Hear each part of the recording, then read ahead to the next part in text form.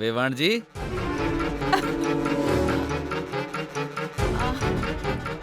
શું થયું? તમે કેમ હસી રહ્યા છો?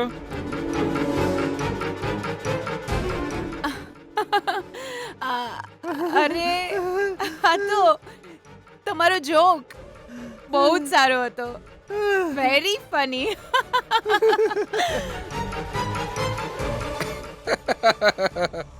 પણ મેં જોક સંભળાયો એને તો બહુ વાર થઈ ગઈ વેવાણજી. ઓ પણ એને શેખ સમજાયો અત્યારે.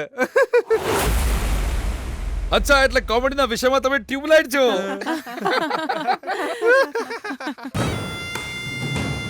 ટ્યુબલાઇટ તો તું છે બીપી.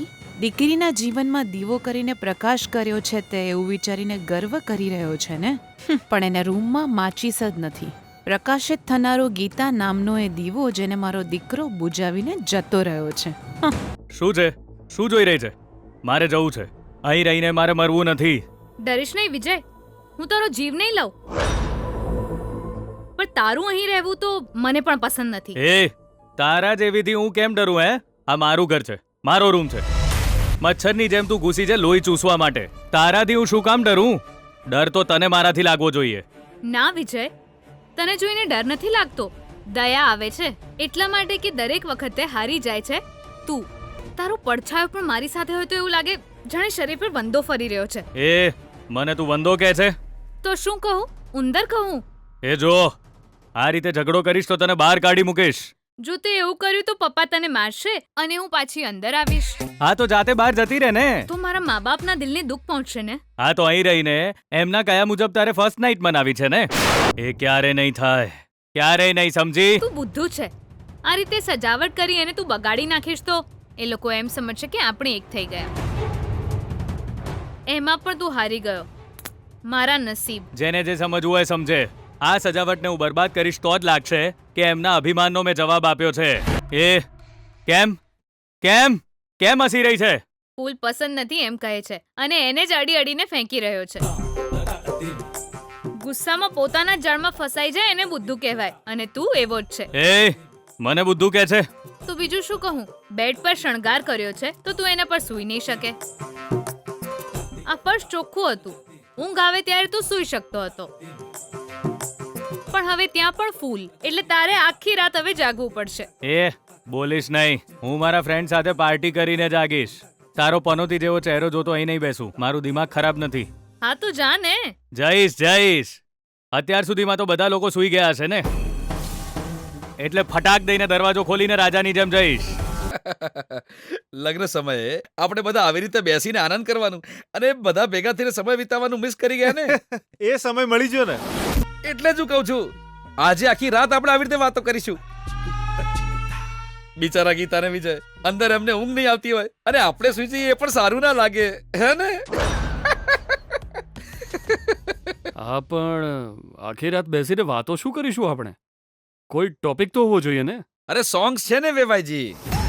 સોંગ્સ એટલે? અરે અંતાક્ષરી સુશીલા, તું પણ છોલ્યા બાળકો જેવી વાતો કરે છે. તો પેલા કોણ ગાશે એ હું જ નક્કી કરી નાખું છું. લેકે પ્રભુ કા નામ. ચલો હું જ ગાઈ લઉં છું. તમે ગાવાના છો? અરે બહુ સરસ ગાઉં છું. ગાઉં ને વેવાણજી? હા જરૂર ગાઓ વેવાઈજી. બોલે બોલ લા લા લા. ચલો લો પરથી ગાઓ. શાબાશ. ના ના ના, આ નહીં ચાલે. આ સિચ્યુએશન પર આ સોંગ શૂટ જ નહીં કરતું. આ સિચ્યુએશન પર કરેક્ટલી શૂટ થાય એવું જ ગીત ગાઉં છું. આ ગીત ગા છે? હા હા આ તો ગા. તું કોણ છે અને મારા ઘરમાં ચમ ઘૂસ્યો છે? ચોર તો બહુ જોયા, બહુ હોશિયાર, બહુ ચાપ્ટર, મગજથી બહુ તેજ, પણ મુયો સો નહીં તારી જ ચાલોમાં તને ફસાઈ દે. એ તું કોણ છે?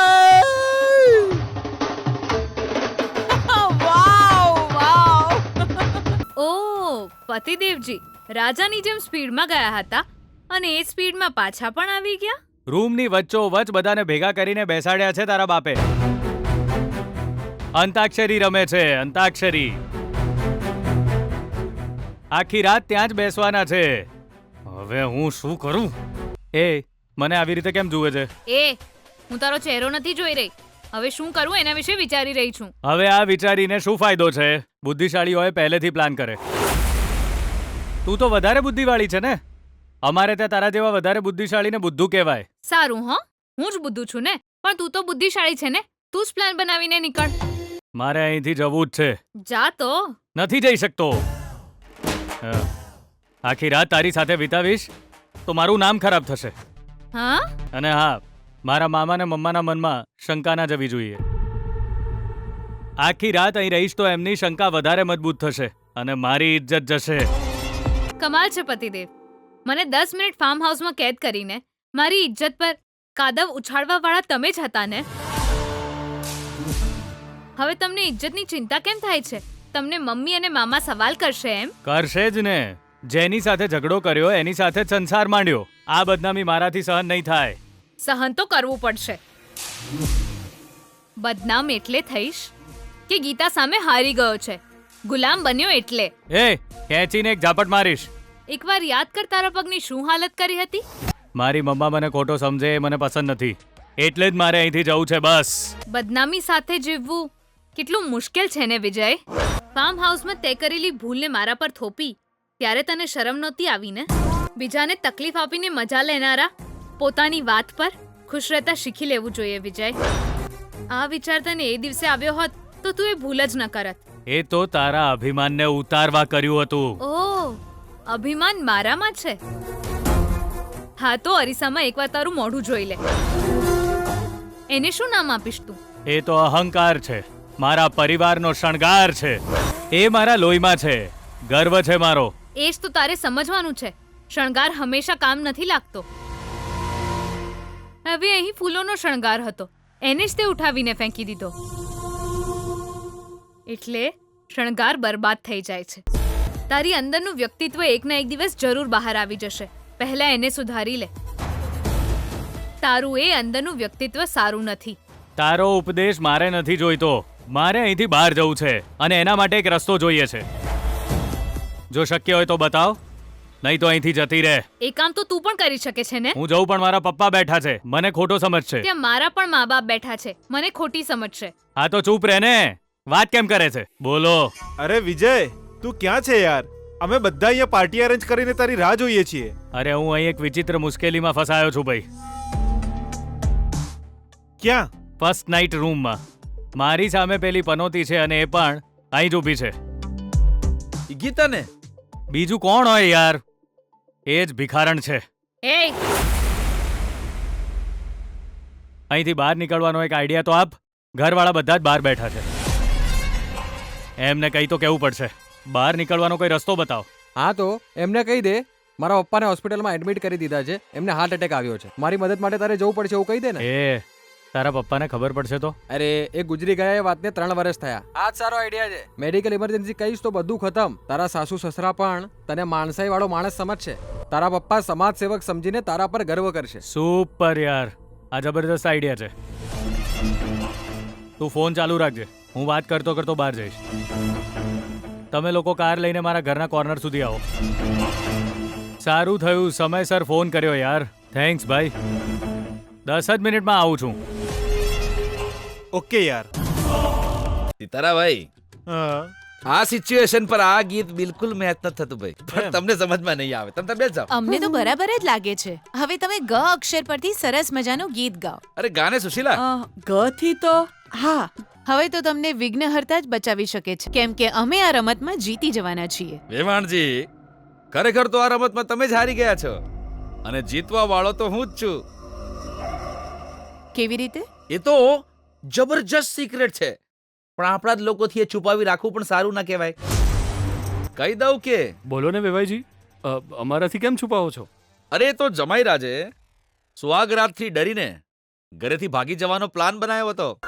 ઘરેથી એ કોઈને ખબર ન પડે એવી રીતે ચોરી છુપે નીકળી રહ્યા હતા. અચ્છા, શું થયું હતું એને? અરે તમે ગભરાશો નહીં વેવાઈજી.